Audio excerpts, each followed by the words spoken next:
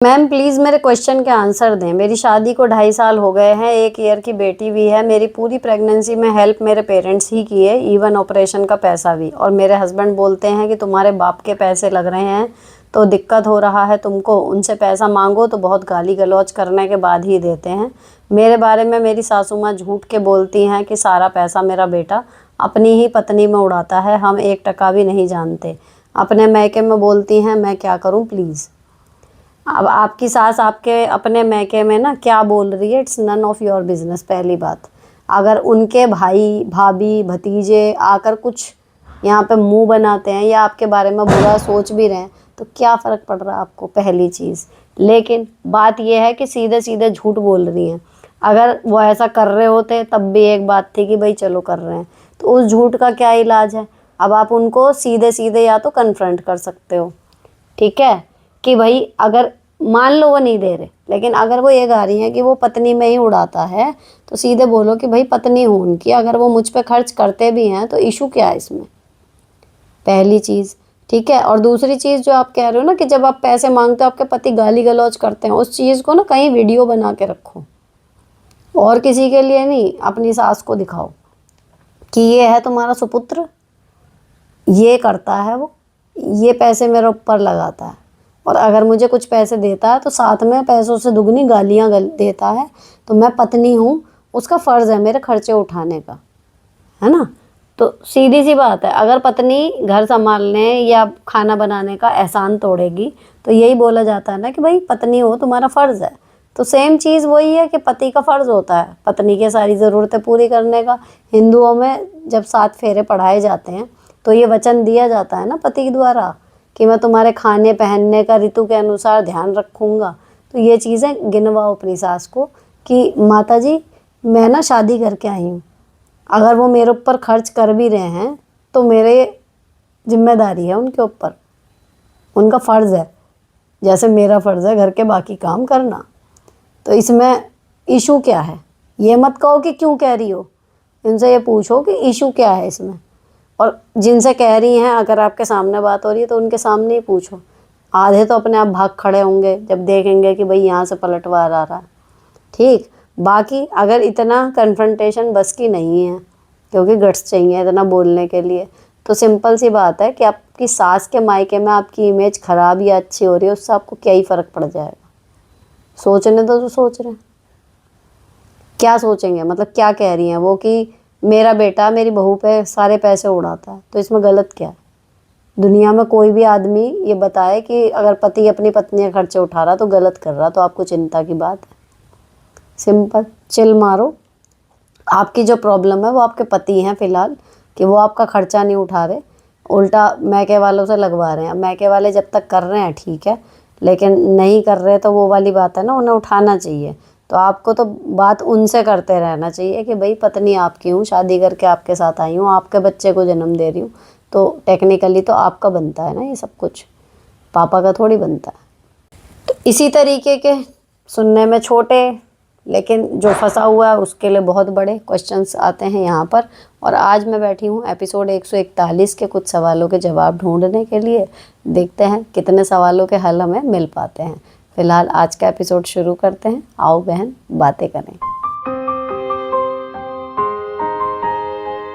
दी काफ़ी दिन से आपसे आंसर मिले अनुसार मोटिवेट होकर मुझे हिम्मत मिली और मैंने अपने ससुर से साफ बोल दिया कि पापा जी थोड़ा ध्यान रखा करो, ये कोई तरीका नहीं है किचन में या सामने ऐसे घूमने का, आपको खुद सोचना चाहिए। घूंघट में काम करने में प्रॉब्लम होती है, दिखता नहीं है। तो बोले कि साड़ी तो ट्रांसपेरेंट होती है, सब दिखता है घूंघट में। मैंने कहा कि दिखने की बात है, क्या प्रॉब्लम नहीं होती, जो पहनता है वही जानता है। उस दिन के बाद से वो थोड़ा ध्यान रखने लगे तो लगे हैं, बट बाय माई नेचर मुझे थोड़ा गिल्ट सा फील हो रहा है कि पापा जी नाराज़ या उनको अजीब लगा होगा, ऐसे बोलने की आदत नहीं है मुझे इसलिए।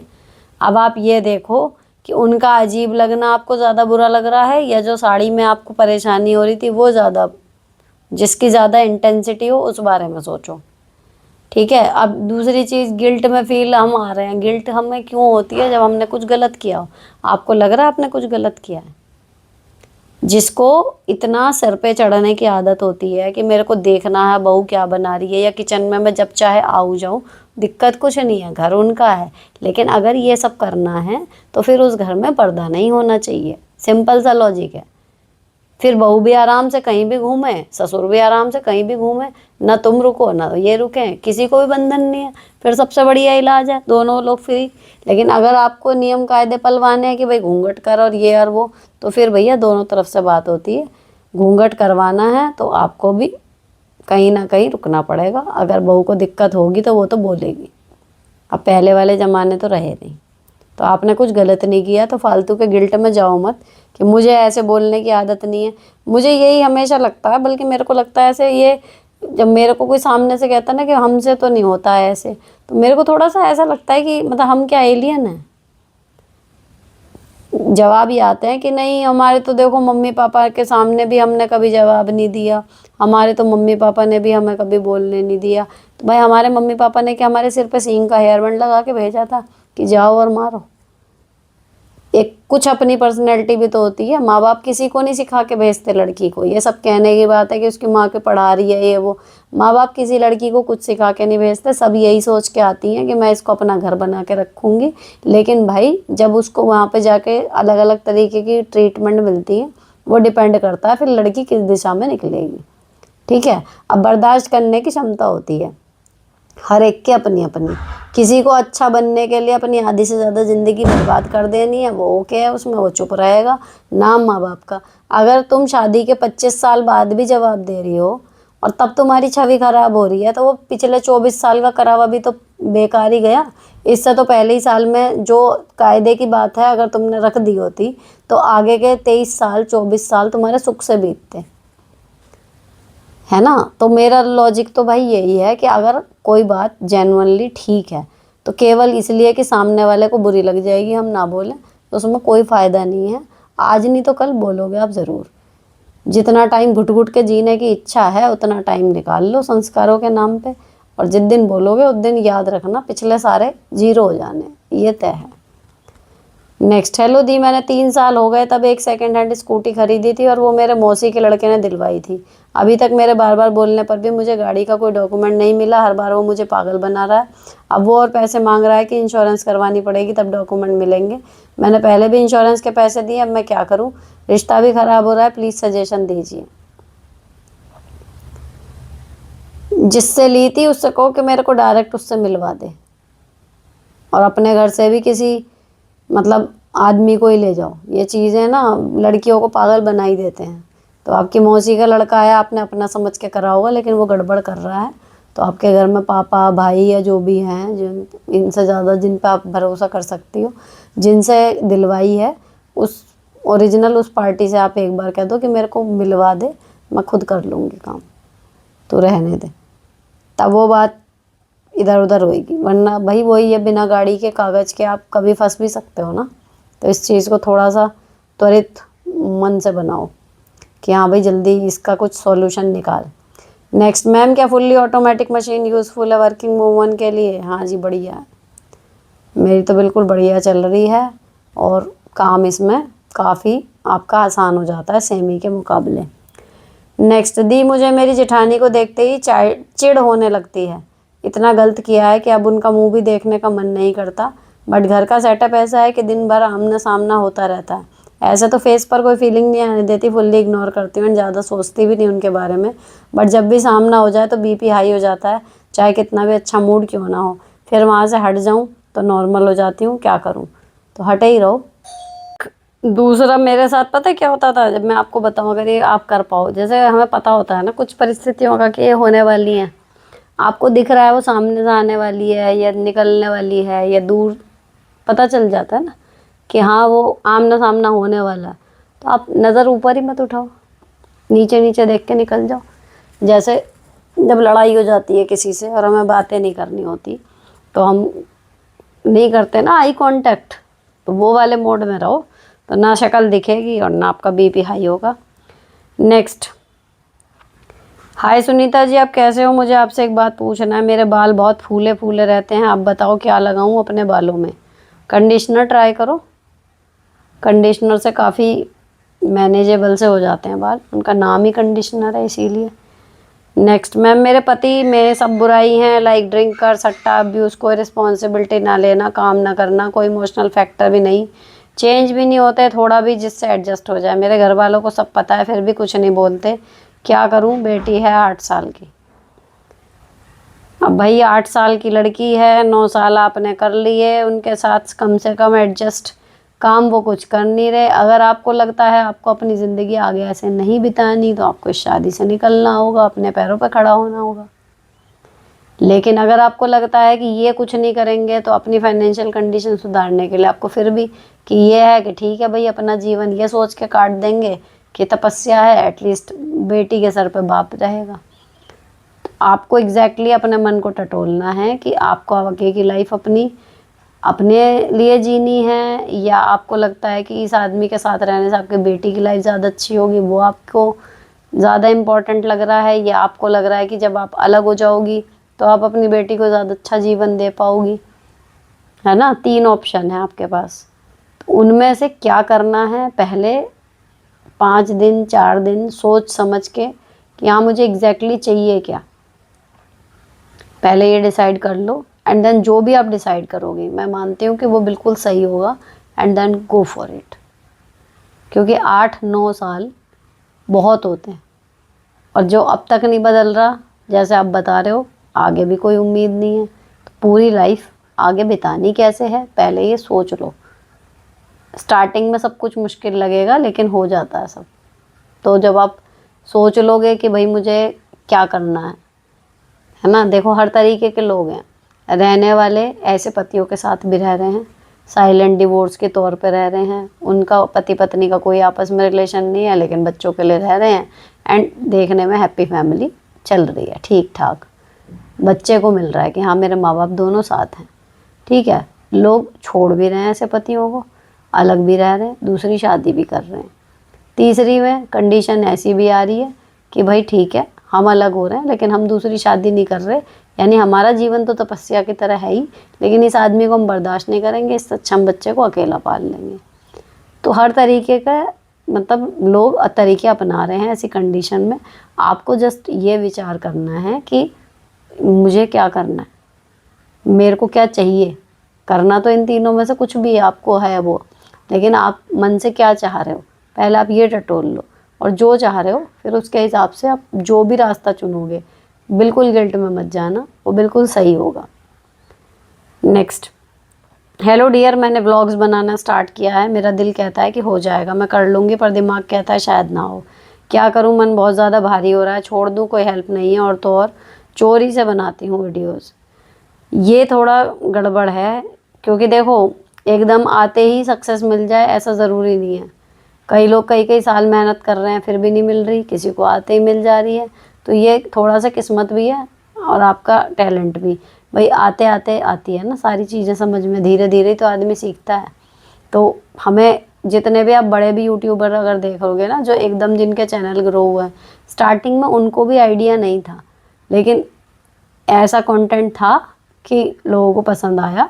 एंड जब व्यूज़ आने लगे तो फिर उनको धीरे धीरे उन्होंने और चीज़ें सुधार ली, है ना, ऐसा होता है। तो अब ये सब चीज़ें तो देखो एक अलग है, यही अकेली इतना स्ट्रेस दे सकती हैं। पर आप कह रहे हो कि चोरी से आपको व्लॉग बनाने हैं, देखो वो प्रैक्टिकली पॉसिबल नहीं हो पाएगी चीज़, है ना। सपोर्ट कोई ना करे, मत पकड़ो कैमरा, हम ट्राइपॉड पे लगा लेंगे ये वो, लेकिन चोरी से व्लॉग बनाना बहुत मुश्किल हो जाएगा। कैसे फैमिली का सब कुछ शूट करोगे, कैसे क्या करोगे। और फिर ये बताओ जब आपकी रीच बढ़ेगी, लोग देखेंगे तब। तो ये चीज़ आप पहले अपने घर में क्लियर करो कि हाँ एटलीस्ट आपके हस्बैंड कि भाई मैं सपोर्ट नहीं करूँगा लेकिन तू बना ले दी। लेकिन जब सामने गली के लोग ही पति पत्नी मिलकर मुझे ताना मारे तो क्या करें। मुझे बोलती हैं मेरा बच्चा संभालो, जबकि मेरा खुद का छोटा बच्चा है। मेरा पति मॉर्निंग में 8:30 में ही ऑफिस चला जाते हैं और मैं साथ में पढ़ाई भी करती हूँ। जब सामने गली के पति लोग मुझे ताना मारते हैं तो मेरा पति कभी भी उन लोगों की वाइफ को ताना नहीं मारता। तो वो लोग बोलते हैं कि शायद तुम्हारा पति डरता है इसलिए हम लोगों से बदला नहीं लेते हैं। गली की औरतें मेरे पति से रिश्ता रखती हैं लेकिन मेरे पे ताना मारती हैं, क्या करें। ताना है कि इसी अभी आता ही क्या है, हमेशा डोर क्लोज रखती है, सीक्रेट होम है, हाइट छोटी है और भी बहुत कुछ। मैं क्या करूं, मुझे अब वो लोगों से बात करने में भी हेजिटेशन होती है। कैसे ठीक करें, प्लीज़ हेल्प।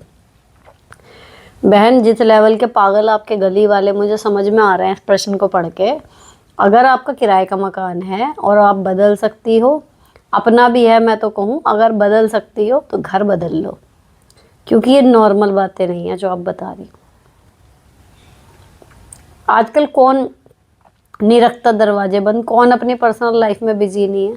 सब ओकेजनली मिलते हैं, किसी से मिलना है नॉक करके जाते हैं, बताते हैं अपनी बात, आ जाते हैं। कौन किसके पास इतना टाइम रखा है कि वो मंडलियाँ बनाए, और जिनके पास है, आपको क्या लग रहा है वो बहुत पॉजिटिव इंसान है? या तो आप सोशल मीडिया से, फ़ोन से, घर से बाहर निकल के कुछ पॉजिटिव कर रहे हों सोसाइटी के लिए, या मिलजुल के एक दूसरे की मदद कर रहे हों, तब समझ में आता है। लेकिन ये अपने घर से निकले और चुगलियाँ कर रहे हो, जो नहीं निकल रहा उसको इतना बुरा बुरा बोल रहे हैं, तो भाई वो पागल लोग हैं। उनको डील करने का, उन्हें समझाने का कोई फ़ायदा नहीं है। ठीक, रही बात आपके पति उनको नहीं, भाई कोई भी, मतलब एक सभ्य पति है आपके, मैं कहूँगी कि आप लोग बिल्कुल सही हो, गड़बड़ वहाँ है। तो आप अपने पर मत लो कि मैं क्या करूँ, आपको कुछ करने की ज़रूरत नहीं है। क्योंकि एक पागल है ना आदमी, अगर कोई सामने भौंक रहा है कुत्ता, तो आप उसको ठीक नहीं करने जाओगे कि तू क्यों भौंक रहा है, उसका काम है भौंकने का, उसको दिमाग ही उतना ही है उसमें कि भौंकना है उसे, समझ रहे हो? तो एक लेवल नहीं है उनका। अब आप जिस चीज़ की प्रिपरेशन कर रही हो, आप उसकी प्रिपरेशन करो। वो क्या एक्सपेक्ट कर रही हैं कि बच्चा संभाले, ये वो कुछ भी जो बोल रहे हैं बोलने दो। बेस्ट वही है, अपना घर चेंज कर सकते हो तो कर दो, नहीं भी कर सकते अपनी लाइफ में मस्त रहो, उनके कहने से कुछ फ़र्क नहीं पड़ेगा। दूसरी चीज़, आपके हस्बैंड नहीं बोलते, वो एक सभ्य व्यक्ति हैं। किसी भी आदमी को औरतों की लड़ाई में घुसने का या बोलने का, ताना मारने का किसी और की पत्नी को, ये बहुत ही टुच्चा सा काम है। सोच के भी ना ऐसा लगता है कितना जलील आदमी लग रहा होगा जब वो किसी की बीवी के साथ चैपे चैपे कर रहा है। अरे आदमी आदमियों की बात हो रही है तो वो हो, या औरतों औरतों की बात हो रही है तो वो है, उसमें दोनों क्यों घुसते हैं? मुझे तो आदमियों की लड़ाई में भी जब औरतें बोलने लगती हैं, आके आदमी से तू तड़ाक करने लगती हैं, भाई मान लो स्टाफ में है कि कोई टीचर है मेल और मैं हूँ, और भाई हमारी हो रही है, तो फिर हमारे पास ऑप्शन नहीं है, वहाँ मेरे पति नहीं जाएंगे बोलने के लिए ना, तो मैं उन्हीं से बात करूँगी, चाहे फिर मेरी सीधे मुंह हो या चिल्ला के हो, ठीक है। लेकिन अगर कहीं गली मोहल्ले में या कहीं पर भी है, मान लो आदमी आदमियों की कोई बात हो रही है, तो मैं जाके बीच में बोलती हुई नहीं अच्छी लगूंगी। इसी तरीके से अगर औरतों की कुछ बात हो रही है तो नहीं बनता एक सभ्य व्यक्ति का कि वो जाके औरतों की लड़ाई में या दूसरे की पत्नी पे कुछ बोले। तो वो जो कर रहे हैं आपके पड़ोसी, दिमाग उनका ख़राब है, आप अपने ऊपर मत लो बिल्कुल भी। दीदी मेरे फ्रेंड का बीएफ है 11 साल से, और इतने टाइम कुछ छुपता नहीं है, लड़ाई भी बहुत भी है, प्यार भी बहुत है, लड़ते लड़ते कभी गाली गलौज भी होती है, इतना रिच भी नहीं है, तो क्या उसको शादी करनी चाहिए? आगे जाके सब सही होगा। अब आपकी फ्रेंड का बीएफ है और 11 साल हो गए हैं, है ना? तो भाई 11 साल बाद अगर उसे नहीं अंदाज़ा लग रहा, तो आप कहाँ से अंदाज़ा लगा लोगी और कहाँ से मैं लगा लूँगी? सीधी बात ये, ठीक है। रही बात ये कि गाली गलौच, अगर गाली गलौच दोनों साइड से हो रही हैं तो मैं मानूंगी कि चलो जी इस जनरेशन का वो है, वो देख ही नहीं रहे, एक दूसरे को गालियाँ भी दे रहे हैं, दोस्त वाला हिसाब है। लेकिन अगर गाली सिर्फ लड़का दे रहा है, आपकी फ्रेंड सुन रही है, तो ये एक रेड फ्लैग है, ठीक है। तो जो 11 साल से किसी को बरत रहा है ना, साल 6 महीने 2 साल 3 साल, इतना समझ में आता है कि चलो जी आदमी ने हमें पागल बना लिया, हम नहीं समझ पा रहे। 11 साल बहुत लंबा पीरियड होता है किसी को समझने के लिए। तो आपकी सहेली को अच्छे से पता है कि वो क्या कर रही है, आप इस बीच में नहीं पड़ो तो ज़्यादा अच्छा।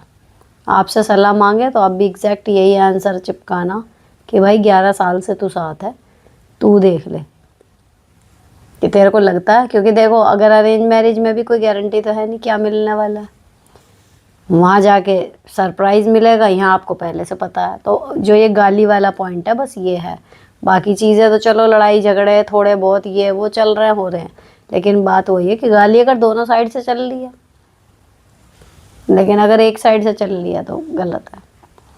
अब रही बात ये कि रिच भी नहीं है ये वो तो वो है कि भाई प्यार खो गया, ठीक है देख लो, दोनों कमा लेंगे। पैसे का तो कमाया जा सकता है अगर दोनों लोग मिलके कर रहे हैं मेहनत, पैसे से आप अपना स्तर बढ़ा सकते हो और थोड़े कम पैसों में भी आप खुश रह सकते हो अगर आपके बीच में सेटिंग अच्छी है, तालमेल अच्छा है, सम्मान है एक दूसरे के प्रति।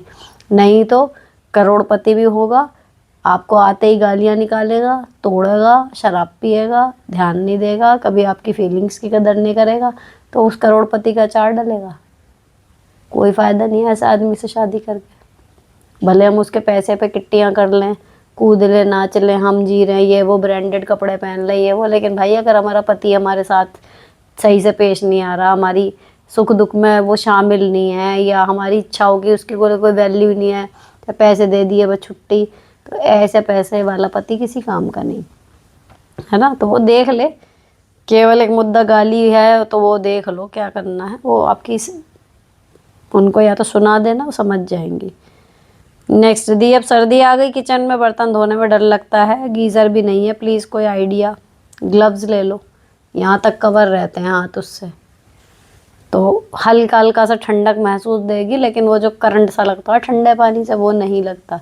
क्योंकि जब मेरे यहाँ गीज़र नहीं था उससे पहले मैं 2 साल मैंने यही करा, या फिर जब बर्तन धो तब ताज़ा पानी, एक ही ऑप्शन मैंने करा था कि जब भी मैं मोटर चलाती थी और तब ताज़े पानी से धो लेती थी तो सही लगता था।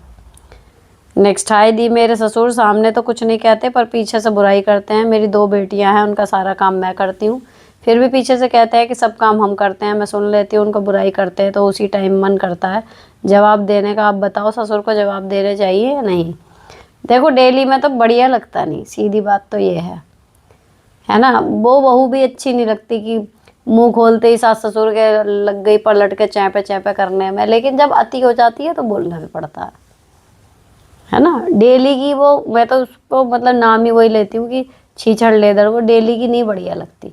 अगर सिचुएशन ऐसी आ गई ना कि भाई आपकी डेली ही लड़ाइयाँ हो रही हैं, डेली उसकी कोई ना कोई बात बुरी लग रही है अगले की, तो ऐसे आदमी के साथ घर शेयर करने से अच्छा, अपना मेंटल पीस की बैंड में जाने से अच्छा आप अलग रह लो, ठीक। लेकिन बात यह है कि बार बार रिपीटेडली अगर वही चीज़ होए जा रही है तो आपको एक आध बार तो जवाब दे के चुप करना पड़ेगा। नेक्स्ट, वाई टी खोलती हूँ, आप नहीं मिलती तो मन नहीं लगता। How sweet of you. मेरी ननद शादी के बाद भी अपने मायके यानी मेरी ससुराल में बैठी है और बच्चों के साथ ही रहती है। मेरी सास के कान भरती है। 4 साल मेरी शादी को हो गए हैं, फिर भी मेरी कोई जगह नहीं बन पाई। मैं अपने मन से कुछ भी नहीं, घर में खाना तक नहीं बना सकती। खुद कूड़ा फैला देगी, मेरा नाम लगाती है। मैं कुछ भी करती हूँ उसमें कमी निकालती है। सबके सामने मुझे क्या करना चाहिए? मैं फाइनेंशियली सेल्फ डिपेंड हूँ। मेरा 2 बार मिसकैरेज हो चुका है, अभी तक कोई बेबी नहीं है। मुझे सबसे अलग हो जाना चाहिए या फिर मैनेज करना चाहिए? प्लीज़ अभी तो देखो मैनेज करो मेरे हिसाब से, क्योंकि प्रॉब्लम जो हो रही है ना वो आपकी ननंद की वजह से हो रही है, और ननंद की अकल ठिकाने लगाना मुझे लगता है कोई बड़ी बात नहीं है। मतलब लग रहा होगा जो लोग डील कर रही हैं अपनी ननंद से परेशान है कि यार ये तो ऐसे कह रही है, इसकी खुद की ननंद नहीं है। अगर होती भी, मुश्किल होती है सास ससुर के साथ, क्योंकि एक तो एज, दूसरा एक मोरल हमारे ऊपर कि यार इनको बुढ़ापे में अब क्या करें, हमारे ऊपर बुराई आएगी, इन्हें कलयुगी औलाद है, ये वो, वहाँ दिक्कत ज़्यादा होती है।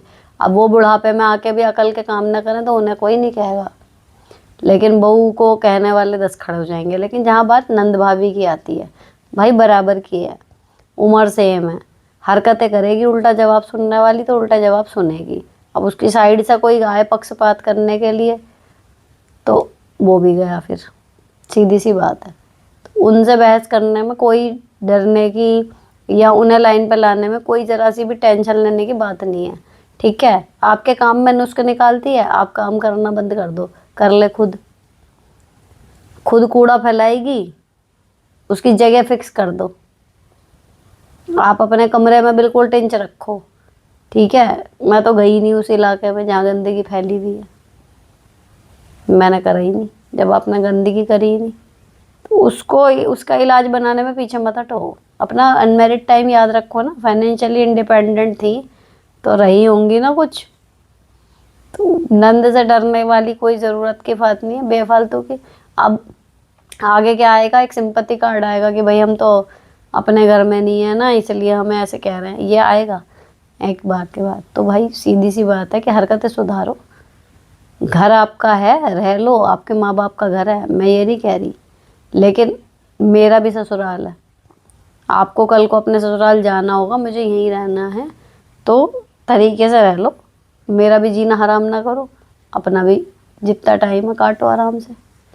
वो आएगा कि भाई हाँ ये ऐसा होता तो यही होता ना, हमारे तो कर्म फूट गए, हम यहाँ पड़े हैं, हमें ऐसे सुना रही हैं, ये सिंपैथी कार्ड खेला जाता है। लेकिन जिसके टाइम ख़राब होता है ना, उसको थोड़ा सा झुक के चलना चाहिए। भाई ये कड़वी है लेकिन बात सच्ची है। अब ये वहाँ से लड़ मर के भी आ गई है, यहाँ भी पड़ी है, बच्चे भी हैं, सब कुछ है, उसके बाद तेरे को आके भाभी की नाक में भी दम करना, ऐसे नहीं होता काम। तो बजाओ बैंड। नेक्स्ट, हेलो दी, आपसे रिक्वेस्ट है होई अष्टमी व्रत के बारे में पूरी विधि शेयर करें। वो मैंने कर दी। बड़ी बिंदी सूट करती है आप पर, थैंक यू। और क्या है, आपको क्या हुआ है, ये लंबा आपको नज़र लगी है, थैंक्स दीदी, लुकिंग ब्यूटीफुल। वैसे अब मैं ठीक हूँ, मैं अपडेट दे दूँ, मेरी तबीयत अभी हर बीतते दिन के साथ मुझे जो फील हो रहा है वो ठीक फील हो रहा है। तो आई होप कि मैं जल्दी ठीक हो जाऊंगी पूरी। नेक्स्ट, मैम मेरी 3 भाभियां हैं, दूसरी नूर, तीसरी भाभी मैं। कलेश हो गया, दूसरी और तीसरी भाभी में कलेश हो गया। पहले से दोनों में खूब दोस्ती थी, अब जब मेरे थर्ड भाई की डेथ हो गई है, थर्ड भाभी, सेकंड भाभी, सारी भाभी जो जो पहले हमारी बुराई करती थी सारी बातें बता रही हैं। मैंने अपनी शादी के पहले अपनी सेकंड भाभी की काफ़ी मदद करी थी, और अब जब ये सुन रही हूँ कि वो एज अ नंद बोझ समझ रही थी मेरे, जमकर बुराई की, यहाँ तक कि बोली कि यहाँ तो इकलौती थी, वहाँ 5 नंदों में उसे हैसियत पता चल गई, इकलौती होने का घमंड टूट गया। सब सुनकर बहुत बुरा लगा। मैं उन्हें अपनी दोस्त या बड़ी बहन मैं मान रही थी। अब कुछ समझ नहीं आ रहा क्या करूं, क्या मुझे उनसे बात करूं या उनसे दूर हो जाऊं। मैं जानती हूं कि मेरी थर्ड भाभी सच ही बोल रही है। देखो, ऐसी कंडीशन में मेरी सजेशन हमेशा ये होती है, अगर आप उस बंदे से बहुत ज़्यादा अटैच हैं और उसकी कोई बात आपको पता लगी और आप बहुत बुरी तरह हर्ट हो गए, तब आपके पास हमेशा 2 ऑप्शन होते हैं जहाँ से आपको पता लगी। एक लाइन में बताऊं कि अगर बात ज़रूरी है, बात इतनी बड़ी है, तो बंदे को छोड़ दो, और अगर बंदा ज़रूरी है तो फिर बात को छोड़ दो। सिंपल सी बात है। मेरी जेठानी लड़ाकू है, और जब मैं मेरी नंद और सास के पैर छूती हूँ तो मेरी नंद कहती है कि जेठानी के भी पैर छुओ, तो तब मुझे जेठानी के पैर छूने चाहिए? नहीं, मुझे बहुत गुस्सा आता है ननद पर।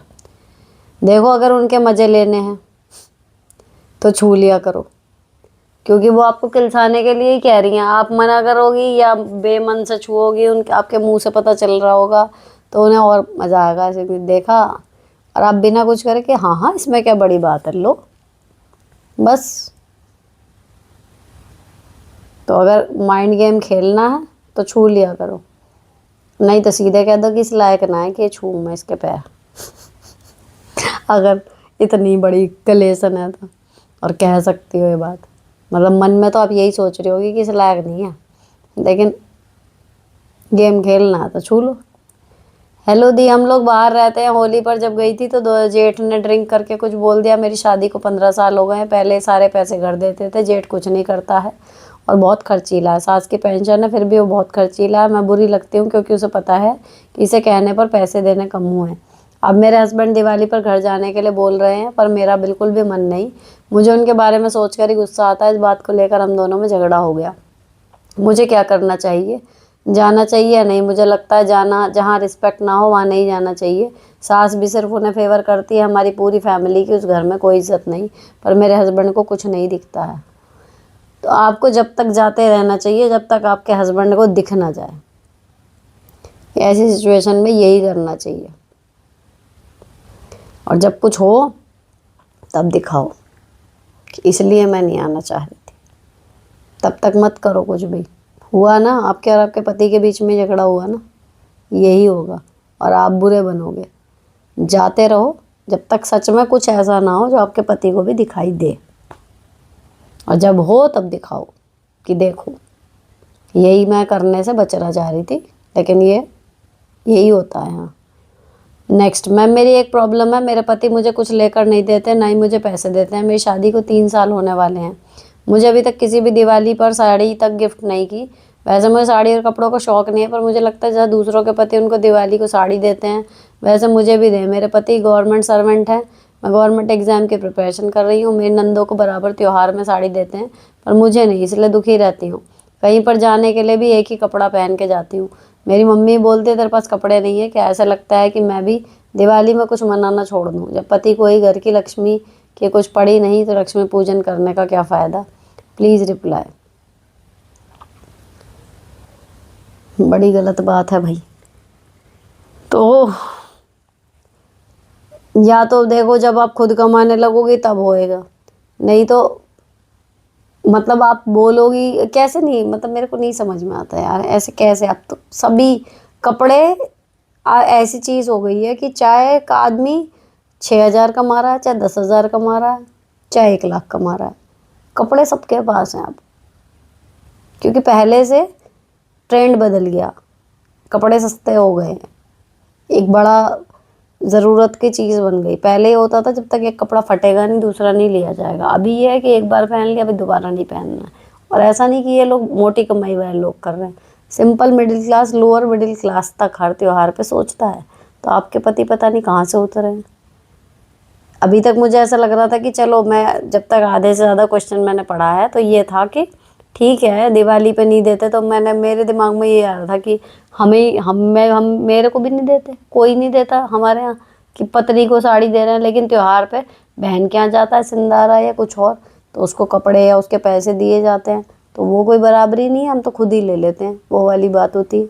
लेकिन अब आप कह रहे हो ना कि बाहर जाने के लिए भी आपके पास कपड़े नहीं है, तो आपके पति को दिख क्यों नहीं रहा, ये नहीं समझ में आता है ना। तो भाई उनसे जब नहीं है कपड़े आपके पास, पुराने पुराने वही आप पहने जा रही हो, तो मत लगो अच्छी, ऐसी रद्दी से तैयार हो। जब 10 के बीच में दिखोगे कि हाँ मेरी बीवी बिल्कुल ऐसी सी लग रही है, कम लग रही है औरों से, क्या पता तब दिखाई दे। हम गड़बड़ यही करते हैं ना, हमारा पति तो हमें कुछ दे नहीं रहा, हमने भारी में जैसी बनाई हुई है, तैयार व्यार होके हम कैसे भी जोड़ जुगाड़ करके मांग के उधार करके कैसे भी करके सज धज के ऐसे रह रहे हैं कि लो उसकी इज्जत बनी हुई है, तो उसको लग रहा भाई हैं तो जैसे हो असलियत में वैसे ही सोशल अपीयरेंस अपना रखो, अपने आप दिखेगा कि भाई मेरी बहनें कैसे सजी दी हैं और मेरी पत्नी कैसी है। उसके पास नहीं है तो क्या पता तब आँख खोलें। बाकी ये है कि जो दिवाली पे पूजा ना करो, देखो भगवान जी का हिसाब किताब अलग है ना, उनको पूजा पाठ से दूर मत रहो। आपको तैयार नहीं हो ना, मत हो कि नहीं है मेरे पास ढंग की चीज़ है तो मैं कैसे तैयार हूँ।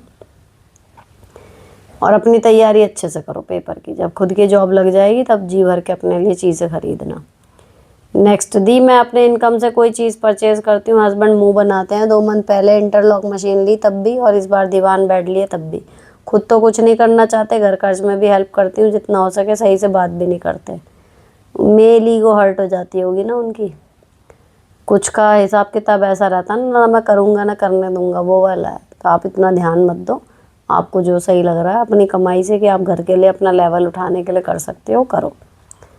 नेक्स्ट, हेलो मैम, मैं प्रॉब्लम यह है कि मेरे घर वाले मतलब मेरे ससुर, मेरे नंद और काका ससुर, मैं उनके लिए जो मर्जी कर लूँ, लेकिन फिर भी वो मेरे हस्बैंड के मामा हैं जो हमेशा उनको सपोर्ट करते हैं। मेरी ननद भी मुझसे ज़्यादा उनकी बहुएँ हैं, उनको मानती हैं। मेरे ससुर भी सेम उन्हीं को सब कुछ समझते हैं, हमेशा मुझ में कमियाँ ही निकालते रहते हैं। मेरी सास है नहीं, बस ये चाहते हैं मैं घर से निकल जाऊँ, और मेरे हस्बैंड कुछ कहते नहीं, जहाँ भी जाते हैं मेरी बुराई करते हैं। सब मन में मान भी लेते हैं क्योंकि सब बोलते हैं बिन माँ की बेटी और मेरे ससुर की वाइफ नहीं है, तो वो बिल्कुल बेचारे हैं। मुझे इन सब से बहुत बुरा लगता है, प्लीज़ बताएं मैं कैसे डील करूं, प्लीज़ बताएं मैम। आपको मतलब घर में कोई भी नहीं चाहता, इवन आपके पति भी, तो ये बैठ के बात करो अपने मैके वालों से भी और अपने पति से भी। अब ये है कि आपकी कमियां निकालते रहते हैं। देखो अगर ये चीज़ें होती छोटी, कमियां वमियां निकाल रहे हैं, आदमी थोड़ा बहुत सुधार कर रहा है। दूसरी चीज़ क्या है, आदमी घेड़ हो गया कि भाई इससे ज़्यादा मैं कर नहीं सकता, अब तू गाते रहे अपने गाने। तो या तो आप इतने पक्के हो जाओ कि उनके कमियां निकालने से, उनके बोलने से आपको फ़र्क ना पड़े। और अगर लगातार फ़र्क पड़ रहा है और उस घर में इवन आपका पति भी नहीं चाह रहा कि आप रहो, कुछ सपोर्ट नहीं कुछ नहीं, तो आप कर क्या रहे हो फिर उस घर में? फिर आपको निकलना चाहिए, शादी से भी और घर से भी। अगर उनकी यही मंशा है, क्यों आप अपना साल ख़राब कर रहे हो।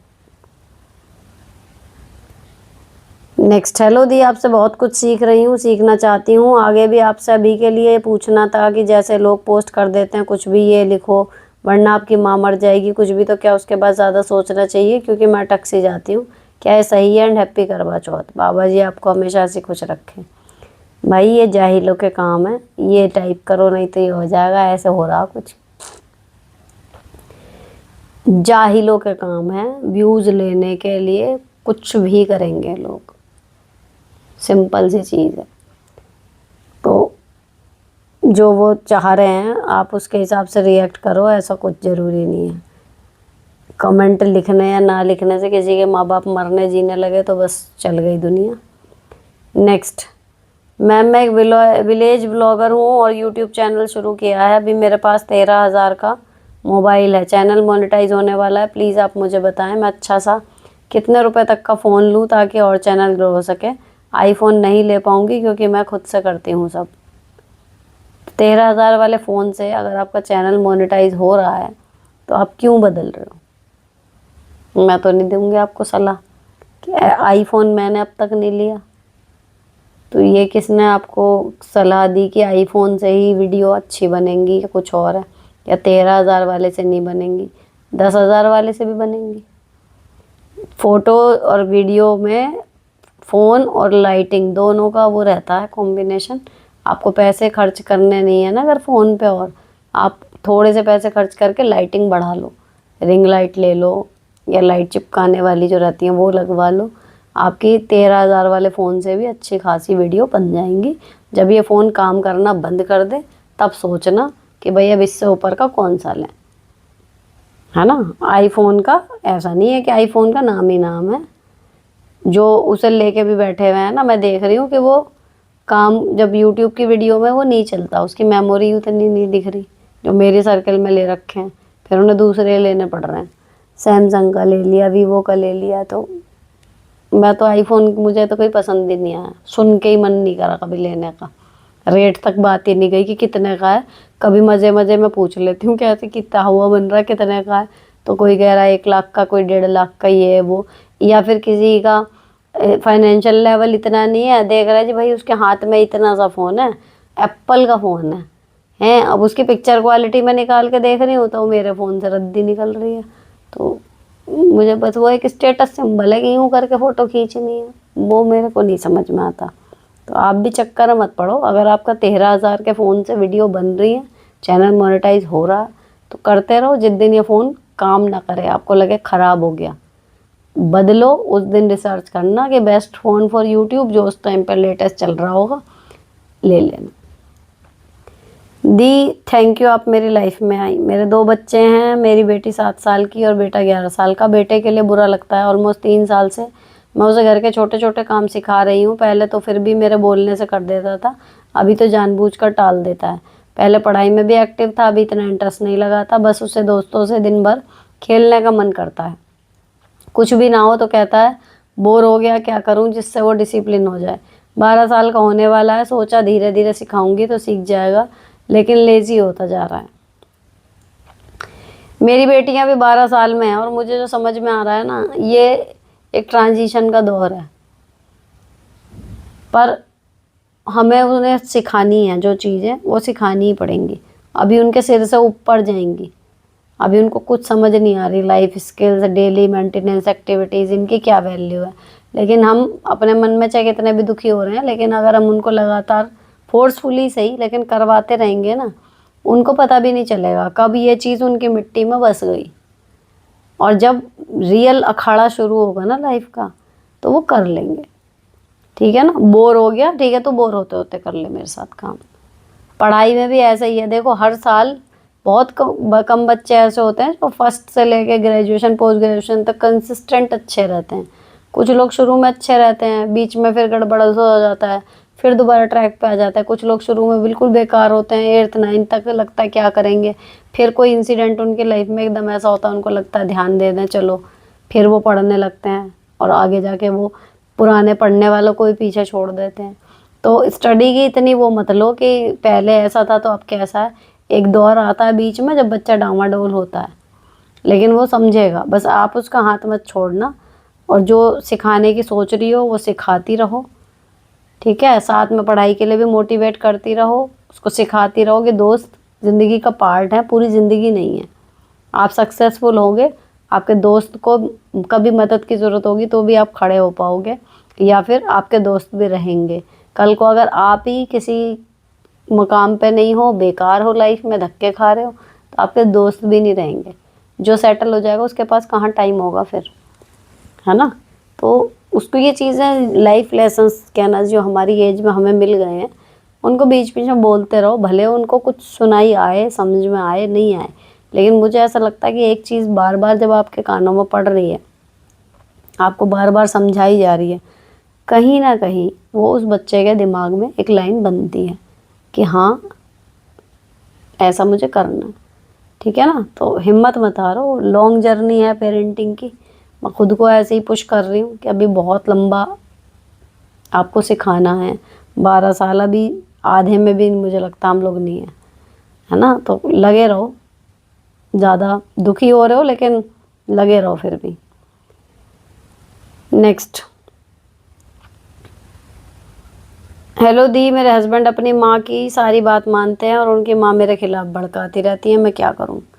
ऐसा क्वेश्चन लगभग हर एपिसोड में एक ज़रूर आता है, और इसका मुझे बेस्ट तरीका ये लगता है कि अगर आपको लगता है आपकी सास आपके पति को भड़काती है एंड आपके पति बदल जाते हैं, तो आपको चाहिए कि जब आपकी सास और आपके पति बैठें, अपने सारे काम छोड़ के आप उनके साथ ही बैठो। और अब कहें तो जा ये वो, तो बोलो कि भाई पति से अपने जब अच्छी बॉन्डिंग भी होती होगी ना कभी, तो कि आप बिल्कुल नॉर्मल रहते हो, यहाँ से जाने के बाद ही आपका मूड बदलता है, तो मैं रिस्क नहीं ले रही, मेरे सामने करो जो बातें। अगर मेरी कोई बुराई भी है तो मैं क्लियर तो करूँगी, अपना पक्ष रखूँगी। नेक्स्ट, लिव लाइफ इजी में जो म्यूज़िक आता है वो कहाँ से लिया है बता दो, लिंक दे दो। लिंक नहीं है, काइन मास्टर एडिटिंग ऐप थी, उसका वो म्यूज़िक था। वो इतना पसंद आया, मैंने बीच में 2 बार चेंज करने की कोशिश करी, आप सब ने मना कर दिया कि अच्छा नहीं लग रहा, पुराना ही, तो इतने सालों से वही चल रहा है। Next, please share the link of filter for the aquarium.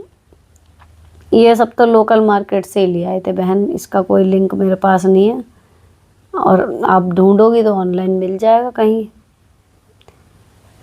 Next, कोई सी भी साइट पर मतलब सर्च करोगे तो मिल जाएगा, स्टार देख के कि 4+ स्टार हो तो आप मंगा लेना ऑनलाइन अगर मंगाना है। नेक्स्ट, मेरी नंद ने ज़बरदस्ती लव मैरिज की है, अब वो मेरे हस्बैंड से फाइनेंशियली सपोर्ट भी ले रही है, जो मेरे और हस्बैंड की लड़ाई का कारण बनता है। कैसे इग्नोर करूं, बच्चों को फ्यूचर के लिए सोच रही हूँ बस। देखो, अगर फाइनेंशियली हेल्प भाई इतनी कर रहा है बहन की कि उसके बाद आपका फ्यूचर अंधकारमय नहीं हो जाए, तो कोई दिक्कत नहीं है, और कुछ टाइम के लिए है तो कोई दिक्कत नहीं है। लेकिन अगर आपकी ननद ये प्लान बना रखा है कि मेरी रसोई भाई ही चलाएगा, तो भाई कितनी भी हमारे पति की तनख्वाह हो, हमें ये चुभेगी बात कि इस पूरी तनख्वाह में हमारा घर चल सकता था, अब इसमें 2 घर चल रहे हैं, है ना। तो यहाँ आप गलत नहीं हो, अपने पति से सीधी बात करो कि ये कब तक और कितना है, मुझे एक फिक्स वो बता दो। क्योंकि फ्रस्ट्रेशन देखो स्वाभाविक है, उन्हें भी एग्जैक्ट यही बात बोलना कि आपकी तनख्वाह चाहे 4 लाख 10 लाख भी हो, अगर आप उसमें से भी किसी को दोगे ना, तो बीइंग अ वाइफ आएगा दिमाग में कि भाई ये 10 लाख पूरे मेरे घर पे खर्च होके मेरे बच्चों के लिए इन्वेस्ट हो सकते थे, अभी इस 10 में से 2 लाख कहीं और खर्च हो रहे हैं। तो मदद कभी कभार की होती है, कुछ टाइम की होती है, परमानेंट नहीं होती ना। तो आप उनसे एक टाइम पूछो कि भाई कब तक और कितना करना है, मुझे एग्जैक्ट बता दो, तो मैं उतने के लिए मेंटली प्रिपेयर्ड रहूँ। हमेशा का चल रहा है, मेरे को फिर परेशानी हो रही है, अच्छी खासी चीज़ें ख़राब होंगी। जब आप इस तरीके से अपनी क्लियर कट जो आप फील कर रहे हो तब बताते हो ना, बहुत चांसेस हैं कि सामने वाला आदमी समझ जाता है कि भाई मेरी पत्नी भी सिर्फ वो नहीं है कि हाँ जी नंद से चिढ़ रही है, ये वो लॉजिकली बात कर रही है, तो फिर उम्मीद यही होती है कि लॉजिकली वो भी रिस्पॉन्स करेगा। Next, hello Sunita the, I am from Ghaziabad, married for 10 years and have 2 daughters। बहुत सारी प्रॉब्लम से परेशान हूँ ससुराल में। मेरी 2 नंद है, दोनों बहुत परेशान करती हैं। They never accepted me, husband से 10 और 7 साल एल्डर, वेरी टॉक्सिक एंड बहुत ज़्यादा डोमिनेटिंग। छोटी वाली लंदन में रहती है, साल में 1 बार आती है। दिवाली पे बहुत गंदी गंदी गालियाँ देती है। हस्बैंड कोई ज़्यादा स्टैंड नहीं लेते, उल्टा मुझ पे ही चिल्लाने लगते हैं। मेरी 2 डॉटर 7 और 3 साल की हैं, बच्चों को भी हाईजैक किए रहती हैं। मैं बस एक सिस्टर, जुलाई में पापा भी एक्सपायर हो गए। I was an computer engineer, Elder daughter के होने के बाद छोड़ी सब। शादी हुई तो हस्बैंड से ज़्यादा अर्न करती थी। क्या करूँ, सब एक साइड हो जाते हैं, मैं अकेले पड़ जाती हूँ। हस्बैंड के साथ भी क्लैशेस होते रहते हैं, अपनी बात बदलते रहते हैं, ऐसा लगता है सुसाइड कर लूँ। क्या करूँ, you are my last hope. बहुत हिम्मत करके यहाँ लिख रही हूँ, प्लीज़ हेल्प। देखो, आप इतनी पढ़ी लिखी हो, आप अपने हस्बैंड से ज़्यादा कमाती थी। सबसे पहले तो आप अपनी जॉब दोबारा पकड़ो। सबसे पहला काम ये करो, भाड़ में गया सब कुछ। ठीक है, एक मैं ये चैनल ही इसी वजह से ही बना है। इतनी काबिल लड़की, इंजीनियर है, कमा रही है, सब कुछ है, और अब वो क्या, मतलब आपके लाइफ के मुद्दे देखो अब क्या बच गए। और एक आपकी नंद साल में 1 बार आती है, लंदन से आ रही है, हैं, लंदन वाली आती है ना, छोटी वाली लंदन में रहती है, साल में 1 बार आती है, यही है ना। और लंदन से आके यहाँ गालियाँ निकाल रही है। अरे तुझे गाली देनी है तो वहाँ फ़ोन से ही दे ले। मतलब तो भाई ये एक्सेप्टेबल नहीं है। अच्छी खासी आपकी जो जितने भी हुनर हैं, आपकी जितनी भी योग्यता है, आप कंप्यूटर इंजीनियर थी, आप सोचो क्या क्या करती थी, कैसे कैसे प्रोजेक्ट आप डील करती थी, किन किन प्लान्स पे आप काम करती होंगी, मुझे तो नहीं पता। लेकिन इंजीनियर तो इंजीनियर है भाई, वो कितना दिमाग लगाने वाले काम कर रहा था। एंड अब आप क्या कर रही हो, नंद की गालियाँ, पति सपोर्ट नहीं कर रहे, मेरी बेटियां हैं। आप अपनी बेटियों के लिए कहीं ज़्यादा अच्छा कर पाओगी। सबसे पहले अपनी जॉब पे वापस जाओ, ढूंढो जॉब, काम जो होगा जैसे होगा हो जाएगा। मैके में कोई है नहीं, आप वहाँ से बिल्कुल कहना चाहिए, अगर कोई सहारा देने वाला नहीं है तो कोई उंगली उठाने वाला भी नहीं है। आप ऐसे हो जाओ ना, तो आप अपनी जॉब पकड़ो, उसके बाद इनका होने दो। ठीक है, और साल में 1 बार आती है ना, एक ही बार आए तो उसका इलाज आप भी बनाओ। या तो ये सोचो कि भाई 1 बार है साल में, भूकंप आया है, आएगा, सब कुछ तहस नहस करके जाएगा, बाद में मैं फिर सब ठीक करूँगी, यही होता है ना। या फिर जब वो आए, आप भी इतनी जोर का पलटवार करो ना, गाली के बदले गाली दे के दिखाओ, और नहीं गिरना उस लेवल पे, वो भी इट्स योर कॉल पर्सनली, लेकिन उसकी बैंड बजनी चाहिए भाई।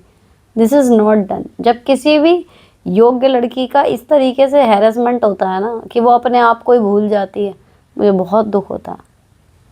हमारे माँ बाप हमें पढ़ा रहे हैं, लिखा रहे हैं, भाई के बराबर हमें सब चीज़ें दे रहे हैं, इस काबिल बना रहे हैं कि हम खुद घर भी संभाल सकें और पैसे भी कमा सकें। उसके बाद हम वहाँ जा रहे हैं शादी करके, एंड देन फिर हमारे मुद्दे लाइफ के ये हैं कि हमारी नंदा कि हमें गाली दे रही है, हमारा पति उल्टा हम पे चिल्ला रहा है, हम गाली क्यों नहीं सुन रहे हैं। डिज़र्व करते हैं ऐसे लोग एक ज़बरदस्त वाली क्लास लगनी। और नहीं, आपको स्टैंड लेना होगा अपने लिए बहुत ज़ोर से। जॉब ढूंढो, अपनी जॉब पे वापस जाओ, एंड उसके बाद देखना आधे मसले तो वैसे ही हल हो जाएंगे, क्योंकि आपके पास टाइम ही नहीं होगा उनके पास देने के लिए। अपनी जॉब पे जाओ, बच्चों का इंतज़ाम करो, फुल टाइम मेड रखो, अपने साथ ले जा सको वहाँ ले जाओ, जैसे भी करना है। ठीक है, थैंक यू मैम, आपने रिप्लाई किया। मैं प्रेग्नेंट हूँ, मुझे 7 मंथ चल रहा है, लो लाइन प्लेसेंटा एक्सेट्रा बताया डॉक्टर ने, ब्लीडिंग होती रहती है कभी कभी, और ब्राउन डिस्चार्ज भी अल्ट्रासाउंड के रिपोर्ट में आया है, पहले बच्चे भी हैं, वह सिजेरियन हुआ है। डॉक्टर की सलाह मानो, और अगर आराम करने को कहते हैं तो भैया आराम कर लो।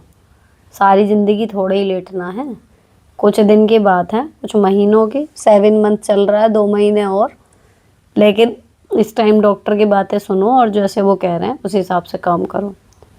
Next ma'am, please share your teaching experience कि जो बच्चे कुछ पढ़ नहीं पाते उनको वर्णमाला सिखाने के बाद 2 वर्णमाले बिना मात्रा के शब्द, देन 4 वर्ण वाले, देन मात्रा वाले बच्चे पढ़ भी लेते हैं, बट उनको फ्लुएंट कैसे करें? देखो सीधी बात है, फ्लुएंटी मतलब फ्लुएंसी तभी आती है जब आप उसको बार बार करते हो किसी भी काम को। तो उसके लिए वही है, अगर आप बेसिक में हो, प्राइमरी में हो, तो जो हमारी कार्य पुस्तिकाएँ हैं उनमें पीछे पठन अभ्यास दे रखे हैं। छोटी छोटी स्टोरीज़ हैं, पढ़ने होती हैं, 1 मिनट का टाइमर लगा के बच्चा पढ़ता है, और उनका डिफ़िकल्टी लेवल भी हर आगे आगे बढ़ते पेज के साथ बढ़ता जाता है। तो जितना बच्चा किताब पढ़ेगा उतनी उसकी फ्लुएंसी बनेगी। तो सबसे सटीक और काम जो करता है वो यही तरीका है कि आप कुछ और काम जो भी शुरू में कराते हैं उसकी जगह पे, या फिर एक पीरियड मतलब चाहे इंटरवल से पहले या इंटरवल के बाद जब आपको सही लगे। मैं तो सुबह सुबह पढ़ाती हूँ क्योंकि बच्चे आगे पीछे कई बार आते हैं, तो ये है कि शुरू में ऐसा काम ले लेती हूँ जो 1-on-1 मुझे करना हो, ताकि जब एक बार पूरी क्लास जमा हो जाए देन फिर कोई समझाने का काम हो सके, तो टाइम भी वेस्ट नहीं होता और काम होता रहता है। तो रीडिंग के लिए आपको डेली 1 मिनट एक बच्चे के लिए रखना ही रखना है, और जो बच्चे बिल्कुल स्लो पढ़ते हैं उनके लिए मैं 2 मिनट का टाइमर रखती हूँ और उनको लिखवा देती हूँ कि 1 मिनट में तुमने कितने शब्द पढ़े। वो भी अपनी ग्रोथ को ट्रैक कर रहे होते हैं और हमें पता चल रहा होता है, उनको भी खुशी होती है। तो उस टाइम पे जब टाइमर लगता है ना फ़ोन में, बच्चा अपनी पूरी जान लगा देता है कि मेरे को ज़्यादा पढ़ने, अगर कल 35 पढ़े थे तो आज 40 पढ़ूँ, 36 पढ़ूँ। तो मैंने उनके लिए टारगेट भी यही सेट कर रखा है कि इस प्रेशर में मत आओ कि कोई अगर 30-35 शब्द पढ़ रहा है तो उसको 60 पढ़ने हैं, 65 पढ़ने हैं, या कोई 60 पढ़ रहा है तो उसको 100 पढ़ने हैं। बस ये देखो कि अगर 60 पढ़े हैं आज तो कल ये 60 से 59 ना हो जाए, 60 रहें या 61 हो जाए तो ठीक है। तो वही उनके दिमाग में रहता है। और आप यकीन नहीं करोगे, जो वो आया था ना कि रीडिंग में कि 60 शब्द प्रति मिनट, तो जो पब्लिक स्कूल के बच्चे भी नहीं पढ़ पा रहे, ये वो मेरे यहाँ तीसरी के बच्चे 104 105 शब्द प्रति मिनट भी आराम से पढ़ते हैं हिंदी के। तो वो सारा खेल यही है कि रीडिंग, डेली की रीडिंग होनी चाहिए। अब सेम चीज़ मैंने इंग्लिश में भी शुरू कर दी, क्योंकि इंग्लिश की किताबें भी चेंज हुई हैं, चैप्टर आने लगे। पब्लिक स्कूल की तरह भी ये बच्चे हमारे इंग्लिश में, इनका हाथ इतना टाइट, घर पे कोई ध्यान नहीं देने वाला, लेकिन इनका भी यही हिसाब है। इंग्लिश में भी चाहे 1 लाइन ही पढ़ के सुनाओ, लेकिन इंग्लिश में 1 लाइन मुझे पढ़ के सुनानी है, उसकी भी रीडिंग शुरू कर दी। तो उम्मीद यही है आने वाले 1-1.5 साल में कक्षा 2 से ही बच्चे फिर इंग्लिश की भी रीडिंग शुरू कर देंगे। तो रीडिंग का तो सिंपल यही है कि जितनी प्रैक्टिस कराओगे, डेली पढ़वाओ, किताब डेली पढ़वाओ, अपने आप फ्लुएंसी आएगी। नेक्स्ट, अच्छा आप टीचर हैं, मैं भी टीचर हूँ, बच्चों के साथ टाइम अच्छा गुजरता है। दी, मेरा नाम रेनू है, मैं आपको बहुत कुछ बोलना चाहती हूँ लेकिन सारी बातों का एक ही सार बोलना चाहती हूँ। आपका बहुत बहुत धन्यवाद। चलो, टेल मी, जब आपसे एक स्केल ऊपर का बंदे का बिहेव अच्छा ना हो, मीन्स ऊंची आवाज़ या थोड़ा रूखा बिहेव करे, तो क्या करूँ? मेरे दिमाग में नेक्स्ट 3-4 दिन वही चलता रहता है, मन शांत नहीं रहता। देखो, मेरे पापा एक बात कहते थे, नौकरी के 9 काम और 10वां काम हाजी। और इंग्लिश में भी एक कहावत है, बॉस इज़ ऑलवेज राइट। तो अगर आपसे ऊपर के रैंक का आदमी है और वो आपसे मिसबिहेव कर रहा है बोलने में, ये नहीं कि आपको कुछ और हैरास कर रहा है, लेकिन अगर उसका बोलने का तरीका आपके साथ ठीक नहीं है तो आप उसका क्या ही कर लोगे। नौकरी करनी है तो भाई उसको झेलना पड़ेगा, ठीक है। तो मेरा सिंपल हिसाब यही होता है कि मैं, जैसे कहते हैं ना, मुंह में राम दबा लिया जबान पे रख के, या कुछ भी, कि ठीक है अगर वो कुछ उल्टा सीधा भी बोल सकता है, मैं मेंटली प्रिपेयर्ड रहती हूँ कि ठीक है मुझे काम डाउन रहना है। लेकिन मेरा भगवान जानता है कि अगर किसी दिन जब ऐसा हुआ, 1-2 बार हुआ ऐसा, कि मान लो मैं पहले से कुछ अपसेट हूँ या किसी बात पे उखड़ी हुई हूँ, या मेरी किसी ऐसी चीज़ पे पॉइंट आउट कर दिया गया जो मैं कहीं से कहीं तक वहाँ पे गलत नहीं थी, एंड जस्ट डायलॉग मारने के लिए कुछ मार दिया डायलॉग, मैं फिर ये नहीं देखती कि वो मेरे से ऊंची रैंक के हैं क्या हैं, मैंने दिए हैं जवाब। एंड मेरे साथ के उस टाइम पे जो भी होते थे, वो कोई ऐसे कर रहा है, कोई पैर मार रहा है, आंखें दिखा रहे कि नहीं ऐसे नहीं, तो मेरा रिएक्शन ये होता, मेरा क्या। तो बिल्कुल आप सिर से ऊपर जा रही है झूठी बात आप बोल रहे हो, कुछ भी बोल रहे हो। मतलब मान लो मैं पढ़ा रही हूँ, लगी पड़ी हूँ बच्चों के साथ, जितनी ज़रूरत है कहना चाहिए उससे भी ज़्यादा भिड़ी पड़ी हूँ, लगी पड़ी हूँ कि भाई नहीं पढ़ना पढ़ना पढ़। अब सडनली आके कोई कहने लगे कि भाई आप तो बस ऐसे ही हो, या जब मेरी किस बात तो हो जाती है कई बार टीचर्स को कि सरकारी टीचर है कि भाई ये वो, इन्हें तो बस तनख्वाह चाहिए, इन्हें तो बस छुट्टी चाहिए, इन्हें काम मत करने को। मैं भिड़ जाती हूँ ऐसी चीज़ों पे। फिर तो मैं पलट के जवाब दे देती हूँ कई बार अपने से ऊपर वाली रैंक वालों को। मैं कह ही देती हूँ, मैं कहा सर नहीं है तो गलत कह रहे हो आप। तो हो जाती है ना। लेकिन बात यह है कि अवॉइड ही करना चाहिए कि जब तक नौकरी करनी है आप उनको झेलना ही पड़ेगा। तो जब तक झेल सकते हो झेलो। बेस्ट वे है इग्नोर करना। थोड़ी देर के लिए अपने आप को ऐसे पकड़ के रखो कि भाई ये है, इस तरीके का ही बोलने की आदत है इसकी, ये बोलेगा। क्योंकि कुछ भी जब हम कुछ बोल देते हैं उनको पलट के, ऑब्वियसली हमसे ऊपर की रैंक का आदमी है, ईगो पर ले जाएगा, कुछ ना कुछ वो हमारे लिए निगेटिव ही वो लेके जाएगा ना। तो अवॉइड ही करना चाहिए। इतनी लंबी नौकरी में 2 बार हुआ मेरे साथ कि हाँ मेरे से ऊंची रैंक के थे लेकिन मैंने पलट के बोल दिया। हालांकि by the grace of God मेरे साथ हुआ नहीं उसके बाद कुछ बुरा, लेकिन फिर भी अगर कोई अपनी ईगो पे ले जाए या कुछ है तो उसके बाद फिर वो हमारे से आगे तक चिढ़ निकालेगा। उससे फ़ायदा क्या है। इसकी वजह ये है कि थोड़ा सा भी रूखा बोल रहा है, मीठा बोल रहा है, हमें कौन सा उसके साथ ज़िंदगी बितानी है। एक लिमिटेड टाइम है ना। अगर लंबा समय भी एक ऑफिस में हम हैं तो कुछ घंटे हैं ना जो बिताने हैं, तो जस्ट बिताओ एंड चलो अपना काम करो।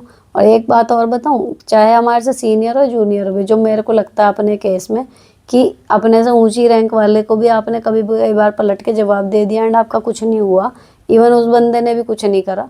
इसमें बहुत बड़ा रोल प्ले करता है कि सीधी सी बात है, जो अभी एक वो हुआ ना कि बेल्ट वाला जो हुआ है, एक सीधी सी मोटी बात होती है, प्राइवेट हो या कहीं पर भी आप काम कर रहे हो, अगर आप अपने काम में अच्छे हो ना, आप काम सच में कर रहे हो। बच्चे पढ़ाने के लिए हमारे टीचर के नियुक्ति होती है, बच्चे पढ़ रहे हैं तो कहना चाहिए वो असली चीज़ जब आपकी मजबूत होती है ना कहीं आपकी 10 कमियां या 10 बदतमीजियों को भी आदमी माफ़ कर देता है। शायद ये चीज़ काम करी मेरे लिए कि हाँ वो देख रहे हैं कि भाई बच्चों में मेहनत कर रखी है, तो ठीक है।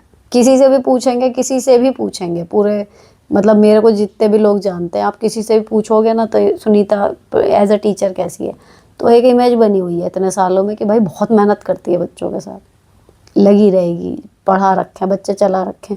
तो ये चीज़ जब हर आदमी कहता है ना तो उसका फ़र्क पड़ता है। तो आप अपना काम सही रखो। और रही बात ये, फिर भी कोई रूखा बर्ताव करता है, बहुत से लोग ऐसे हैं जिनका मैं नहीं पसंद, मुझे भी बिहेवियर कैसे बोलते हैं, लेकिन वही चीज़ है, अगर अवॉइड कर सकती हूँ अवॉइड करूँगी, लेकिन अगर बिल्कुल आमना सामना हो गया, आपसे बात करनी है, तो बस जस्ट मैं ऐसे होल्ड करके चलती हूँ कि भाई ये गंद ही बोलेगा तो मुझे लेना है एंड देन निकल जाना, नहीं करना मुझे रिस्पॉन्ड। तो ऐसे करके अपना टाइम निकाल लो। 3-4 दिन अटके रहने की कोई ज़रूरत नहीं है। अपना पक्ष इतना मजबूत रखो कि जिस दिन लगे ना कि बर्दाश्त नहीं हो रहा, उस दिन भिड़ भी जाओ तो आपका कुछ ना बिगड़े। नेक्स्ट दी, मेरी बेटी 9 साल की होने वाली है पर बात करके बहुत जवाब देती है, पढ़ने बैठाओ तो गुस्सा होने लगती है, बाकी टाइम खेलती रहती है। भैया कंट्रोल करो उसे, 9 साल की है अभी, इतनी बड़ी नहीं है कि तुम्हारे ऊपर हो जाए वो। डांटो, धमकाओ, दिखाओ उसे कि माँ तुम हो, वो नहीं है अभी। वो इस लायक हो जाएगी। मेरा सीधा डायलॉग यही रहता है कि जब इस लायक हो जाओ ना कि अपने फैलाए हुए रहते खुद समेट सको, उस दिन तुम्हें डिसीजन लेने की ताकत मिल जाएगी, उस दिन लेना, फिर वो गलत हो सही हो। लेकिन जब तक हमारे डिसीजन के आधार पर तुम्हारी लाइफ चलेगी, उतनी बड़ी हो तब तक हमारी ही चलेगी, ठीक है ना। नेक्स्ट, हेलो दी, मैं 25 साल की हूँ। पहले मेरे फ्रेंड्स बहुत अच्छा रिश्ता है, लेकिन फ्रेंड्स के बीच लड़ाई हो गई। खुद को अकेला फील करती हूँ, हर चीज़ में डर लगता है। उनसे बनाने की कोशिश करती हूँ, लगता है वो आगे निकल गई है।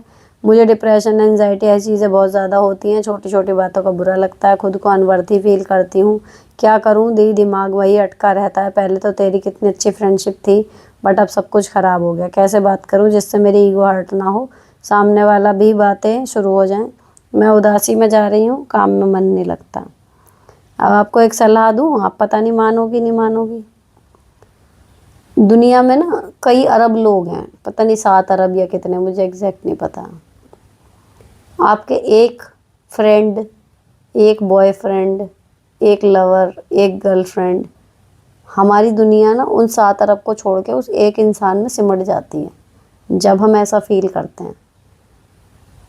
जिस जरा सा आप सोच के देखो कि वो इस भरी दुनिया में से एक इंसान है वो बस, बाकी पूरी दुनिया में लोग भरे पड़े हैं। तो इनसे फ्रेंडशिप टूट भी गई तो भाई और लोग हैं दुनिया में, आप नई दोस्ती करो ना, आपको इसे टूटी हुई को जोड़ना क्यों है। सिंपल सी बात होती है, ब्रेकअप हो या दोस्ती हो, अगर इतना अच्छा सब कुछ चल रहा होता ना तो वो कभी टूटती नहीं। कुछ गड़बड़ है इसीलिए टूटा ना रिश्ता, चाहे दोस्ती का हो या प्यार का हो। तो वहाँ वापस जाने में कुछ मिलने वाला नहीं है। रही मन धागा प्रेम का मत तोड़ो चटकाए, जोड़े से फिर ना जुड़े, जुड़े गांठ पड़ जाए, वो बिल्कुल फैक्ट है। तो जो चीज़ एक बार टूट गई, इस तरीके का रिश्ता, स्पेशली दोस्ती का रिश्ता, हम कहीं खून से नहीं बंधे हुए, वो मन से बंधा हुआ होता है। और अगर वो टूटा है तो इसका मतलब आपका मन टूटा था और यूं ही नहीं टूटा था। ठीक है, तो चाहे किसी गलतफहमी की वजह से हुआ तो ऐसा रिश्ता किस काम का जो गलतफहमी से टूट जाए, चाहे किसी सही फहमी की वजह से टूटा, लेकिन जब एक बार छूट गया ना, मुझे नहीं लगता कि वहाँ वापस जाने के लिए कुछ बचा है। दुनिया में इतने लोग हैं, नए दोस्त बनाओ, नई दोस्तियाँ करो। और बल्कि मैं तो अपना पर्सनल बताऊँ, मेरा तो दोस्ती पे से विश्वास ही उठ गया है। मेरे को इस टाइम पे स्पेशली लड़कियों की, लड़कों को मैं अब भी देख रही हूँ, अभी भी जो ये हुआ था मर्डर कांड मेघालय वाला, उसमें जो तीनों चारों लड़के हैं, आपने नोटिस करा, वो अपने दोस्त की वजह से ही गए हैं वहाँ पे। भले उनको पैसे भी ऑफर हुए हैं, लेकिन वो इस कांड में कैसे फंसे हैं, अपनी दोस्ती की वजह से। सोनम की कोई सहेली आई उसमें? नहीं ना। तो लड़कियों की दोस्ती से इस टाइम पे हल्की चीज़ ना मुझे तो जीवन में कोई लगी ही नहीं।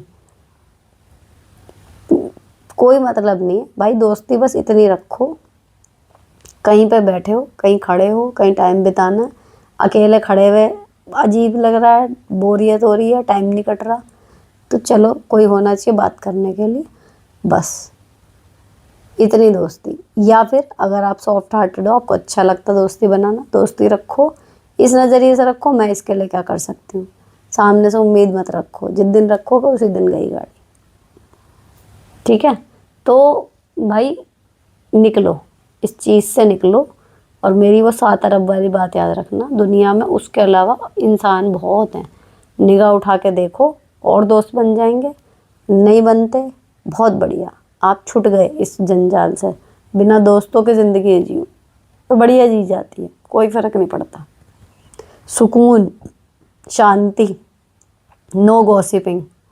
आपकी कितनी भी पक्की सहेली हो, कितना भी पक्का दोस्त हो, ठीक है, तो मुझे भी याद आता, हम लोग बात कर रहे हैं, ठीक है, कर रहे हैं, फिर किसी थर्ड पर्सन की बातें शुरू हो गई, बुराइयाँ शुरू हो गई, हंस रहे हैं बातें कर करके, दूसरे को बुरा लग रहा है या नहीं लग रहा, हमें कोई फ़र्क नहीं पड़ रहा। और सबसे बड़ा जो मुझे लगा ड्रॉबैक दोस्ती का, है ना, मैं उस एक बंदे में उलझी हुई हूँ, उन 2 बंदों में उलझी हुई हूँ, मुझे बाकी की दुनिया का पता ही नहीं। अब जिस दिन से वो एक बेस्ट फ्रेंड या 2 बेस्ट फ्रेंड वो वाले जोन से मैं निकल गई ना, अभी कितना बढ़िया है कि पूरी, मैं जहाँ भी जाऊँ, मतलब अभी मैं डाइट में गई थी, किसी को नहीं जानती थी, सिंगिंग वाले दिन तो किसी को भी नहीं जानती थी। एक मैम थी जो मेरे साथ परफॉर्म कर रही थी, वो भी लेट पहुंची थी, मेरे बाद पहुंची थी, और वो फिर उसके बाद निकल गई थी, तो मैं उनसे पहले भी अकेली थी, उनके बाद भी अकेली हूँ। इतने बड़े कैंपस में और मैं किसी को नहीं जानती, सिवाय वहाँ के प्रवक्ताओं से हाँ हूँ नमस्ते, बस इतनी थी, उन लोगों के पास टाइम नहीं था। रैंडम टीचर्स, रैंडम ब्लॉक्स के रैंडम सब लोग थे, and I was just chilling with everyone, सब दोस्त हैं। तो ये मुझे सबसे बढ़िया लगा, एक फ्रीडम सी हो गई। पहले आप 1 या 2 के पीछे अटके पड़े हो, अभी आपकी दुनिया पूरी दोस्त है, आप जहाँ जा रहे हो ऐसा लग रहा है सब बात कर रहे हैं अच्छे से, सबके साथ आपकी बॉन्डिंग हो रही है, आप किसी के भी साथ खड़े होकर खाना खा लो, किसी के भी साथ बातें कर लो, सबके साथ खूब बातें हो रही हैं, जैसा पता नहीं हम कब से किसको जानते हो, नाम भी बाद में पूछ रहे हैं, सेल्फियाँ वगैरह भी खींच ली, बाद में पूछ रहे हैं आप कौन से स्कूल में हो, कौन सा नाम है आपका। तो ये मुझे बड़ा बढ़िया लगा, मैं तो एक तरीके से मेरे को लगता है आज़ाद हो गए आप। तो किसी 1 या 2 फ्रेंड या उसके पीछे पड़े रह के अपने उसको बांधो मत सर्कल को, सब दोस्त हैं। और मैं बताऊं, ऐसा नहीं, एक मैंने यहाँ बिग बॉस में भी सुनी थी, और वैसे भी कहते जो किसी का नहीं होता ना उसका कोई नहीं होता। लेकिन इसी का आप दूसरा वर्जन भी सोच सकते हो कि जो किसी एक का बन के नहीं रह रहा ना, लेकिन उसका दिल अच्छा है, उसके मन में प्यार है ना, तो वो सबका है। जैसे भगवान जी होते हैं ना, किसी एक के पर्सनल नहीं है वो, लेकिन वो सबके हैं बराबर। तो सेम चीज़ आपकी हो जाती है फिर, कि आपको 50 लोग जानते हैं, उन 50 में से किसी ने भी आपसे कुछ एफर्ट करने को कहा, अगर आप इजीली कर सकते हो आपने कर दिया, आप कुछ रिटर्न में उम्मीद कर ही नहीं रहे, है ना, तो आप करते जा रहे हो, आपके कहीं ना कहीं गुड बुक्स बढ़ रहे हैं, आपके जो काम है अच्छे वो बढ़ रहे हैं। और यकीन मानो कि जब आपको कभी ज़रूरत पड़ेगी ना, रैंडमली आपको उनमें से कहीं से ऐसे मदद मिल जाएगी। एंड यू मतलब मेरे को खुद लगता है कि जहाँ से मेरे को उम्मीद भी नहीं थी ना कि इतना वहाँ से इतनी हेल्पिंग कुछ आएगा एफर्ट, या वहाँ से कुछ इतना अच्छा रिस्पॉन्स आएगा इस चीज़ का, ऐसे ऐसे जगह से फिर आती है मदद, तो बहुत अच्छा लगता है। तो आप ये ना कि फ्रेंड्स में थे, लड़ाई हो गई, अभी नहीं अच्छा लग रहा, क्या करूँ, डिप्रेशन ये वो, भैया जो होता है अच्छे के लिए होता है। जिसका रोल आपकी लाइफ में जब तक है वो तब तक रहेगा, जिस दिन उसका रोल ख़त्म हो जाएगा वो फिर चला जाएगा आपकी लाइफ से। तो जो लोग चले गए, इसका मतलब वो जिस लिए आए थे आपकी लाइफ में उनका काम पूरा हो गया, वो चले गए। अब आप अपनी आगे की लाइफ खुशी से जियो। सारी दुनिया आपकी दोस्त है, आपके सिर्फ सोचने का फ़र्क है। तो एक बेस्ट फ्रेंड के चक्कर में मत पड़ो, सब फ्रेंड है, ठीक है। और बातें शेयर करनी है, कुछ करना है, डायरी लिखो, यू विल बी सॉर्टेड, ठीक। तो यहाँ पर हो गया हमारा एपिसोड 141 ख़त्म। और मैंने सारे ही क्वेश्चन पढ़े हैं, बड़े छोटे कोई भी छोड़ा नहीं है, क्योंकि इतना बहुत ज़्यादा लेंथी कोई था नहीं। आई होप आपको अच्छा लगा होगा। अच्छा लगा हो तो चैनल को सब्सक्राइब करना। आपका कोई क्वेश्चन हो कमेंट कर देना, इससे सेकंड वीडियो में आपका जवाब मिल जाएगा। और किसी के मतलब का लग रहा हो तो चैनल को सजेस्ट कर देना। वीडियो अच्छी लगी हो तो हाइप कर देना और लाइक भी। मिलती हूँ आपसे नेक्स्ट वीडियो में। Till then bye bye, stay beautiful and sorted always.